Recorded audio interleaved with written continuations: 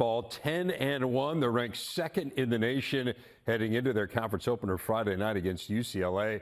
Those 10 wins include 5 against ranked teams. You just saw a few of them this past week, especially impressive as they swept number 2 Stanford, first ever home win over the Cardinal in 4 tries, then went on the road and swept number 4 Louisville. One of the stars of that team, All-American Merritt Beason, joining us now for our big interview. Merritt, not just beating 2 top 5 opponents in 1 week, but sweeping them. What does that say about where your team is right now? Yeah, I think for us, I mean, we got tested really early on in the season at SMU. And so for us, it was all about how we were going to respond. And I think those 2 matches were a chance for us to be tested once again. And I think this team has been working really, really hard, obviously on the court, but also off the court to make sure we're being what each other need and just being great teammates. And I think that you really saw that in those 2 matches. It's interesting you brought up that SMU match, and that really was a shocking loss. It was the first time that Nebraska had lost to an unranked team since 2017. You got swept.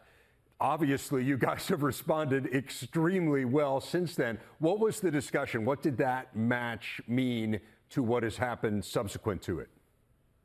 Yeah, I mean, I think honestly for us, it was obviously we never want to lose, but I think for us it was really good, and it was a wake-up call for us, like, hey, we aren't going to go in here and just roll all these teams, and we can't take ourselves too seriously. And so I think for us it was really, really good for us to be tested so early on. And afterwards, like I mentioned, it was just more things off the court, going back to building those relationships, which were so strong last year and a really big focus for us last year. And so it was more of just like teammateship, focusing on relationships, being there for one another, more of the things that you can do off the court necessarily than on the court, which is ultimately going to help us on the court in the long run. It is interesting because you mentioned kind of this group of young women, and you guys are all so close, particularly because you essentially brought back everyone from the team last year. You were national runners-up. You didn't have a single senior on that roster. And so what is kind of is there, I don't want to use the word complacency, but is there just kind of an expectation that when you're largely familiar with one another, I know you have a few new faces, and you had so much success a year ago, that some of that stuff is just maybe going to come automatically? Yeah, I think so for sure. And I think also, like you said, the additions that we added to our team are also great volleyball players. And we know how good of volleyball players we are. But at the end of the day, like, if we're not on, like, other teams are going to beat us. So I think for us, it's just focusing on what the task in front of us is, who we have that day, what game is that day or that week, and focusing on that one win, not looking too far forward, and which is pretty easy to do when we did have so much success last year. Obviously, we all want to redeem ourselves from the national championship last year. So it's more of just focusing on the task in front of us and not looking too far ahead of like, oh, like we want to win a championship this year, or, oh, we want redemption for how last year ended. So I think that's more of it's not necessarily complacency, just staying focused on the task at hand in the game in front of us. You talked about some of the additions, the highest profile one, I suppose, certainly in terms of the names that Big Ten fans would be familiar with, is Taylor Landfair. She's a former Big Ten Player of the Year. She joins your team. And I mentioned you guys had so many players back. What's the challenge of integrating new players and kind of figuring out the balancing act in that lineup and where everyone fits in? Yeah, I mean, we have 14 puzzle pieces, and we have to figure out what and how they all fit together. And so, I mean, for us, it's just obviously showing her the ropes of like what the program is, what's expected of her, things like that. Whenever you transfer in, you kind of have to relearn everything like you're a freshman again. And she's having to adjust to how we play and how our coaches coach us and how they want us to do certain things. And so she's adjusting to all of that, like the other transfer and the freshman. And so they're all kind of going through that together. But I think at the end of the day, like, it's a great thing. Our gym is so competitive day in and day out. We joke all the time that sometimes our practices are harder than matches that we play because it is so competitive in our gym. And at any certain time, anybody that's on the bench or maybe hasn't been playing can come in and take over a match. And each and every one of us and all of our coaches have full trust in that, just because we are so deep and our gym is so competitive. You mentioned her transferring in and transfers needing to kind of learn how a particular program does things. You obviously speak about that from a position of experience. You transferred in from Florida. To what extent have you been able to help both of the transfers this year in terms of acclimating and maybe in terms of helping them based on the experiences that you yourself had transferring into this program?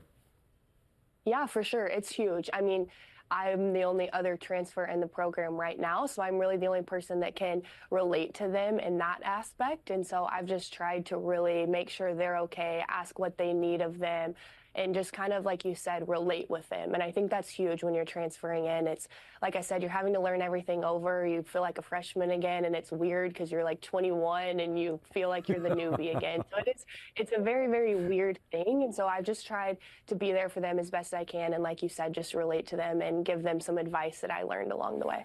I want to get into your background just a little bit. It's pretty interesting. You're from outside of Birmingham, Alabama, of a small town. I know you started playing volleyball in 6th grade. You were an athlete in a bunch of other sports. What was it about volleyball that really appealed to you?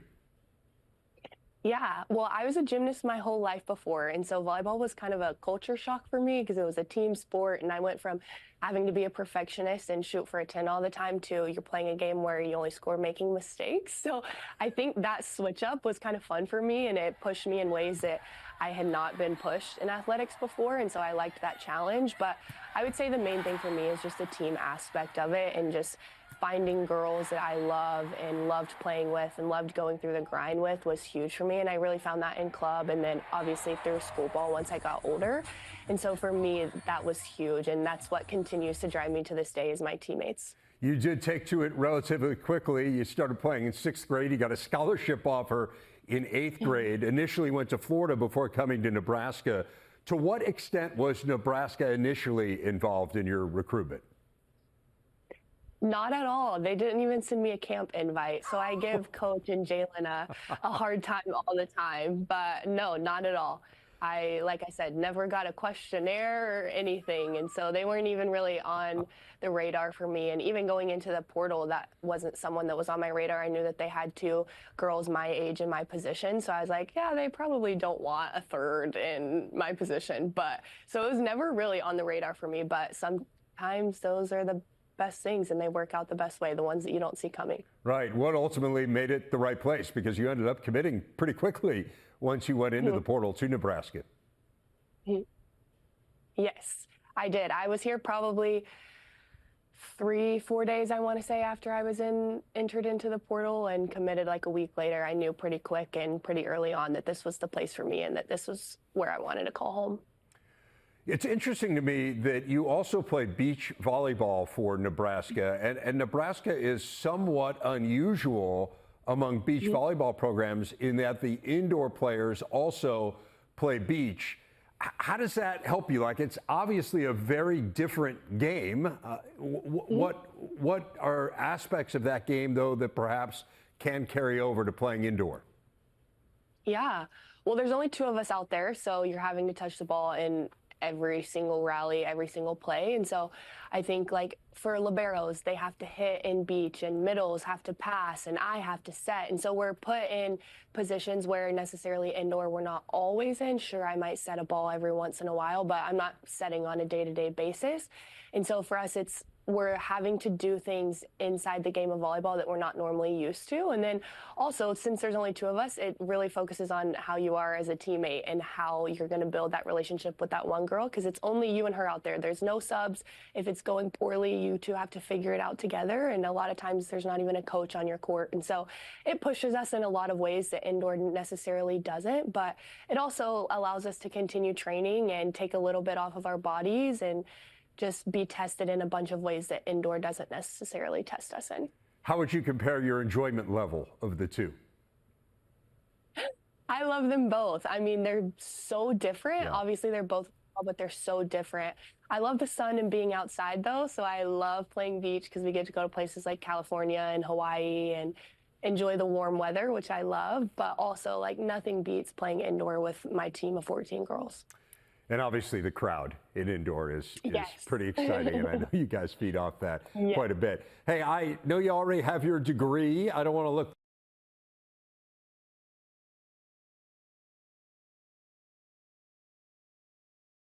Yeah, so I always wanted to be an elementary school teacher ever since I was in like 2nd grade. That's what I thought I was going to do, and that's what I got my degree for.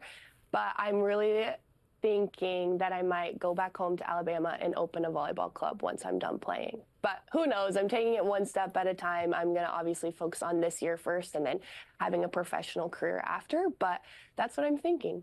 All right, well, let's go from the long term to the immediate term. I'm sorry I took you so far down that road. No, you mentioned looking ahead to this season and to your future in volleyball. Let's talk about this matchup coming up this weekend. You've got UCLA and USC coming up this weekend. Give us the scouting reports on those two. I can't give that away quite yet, but I know for us, it's just going to be continuing to focus on our side of the net and just do what we've been doing. And obviously, we're pretty familiar with some of the girls on USC, so we'll be excited to have Allie back in Nebraska, and I'm sure a lot of us are looking forward to seeing her, and it'll be a weird experience playing against her instead of with her. But I know we're really looking forward to it, but like I said, it'll just be focusing on our side of the net and doing what we need to do. Well, we are looking forward to it as well. Merritt Beason, thank you so much for spending some time with us. Really a pleasure to get to know you a little bit. Yes, thank you. Thanks for having me. All right, best of luck.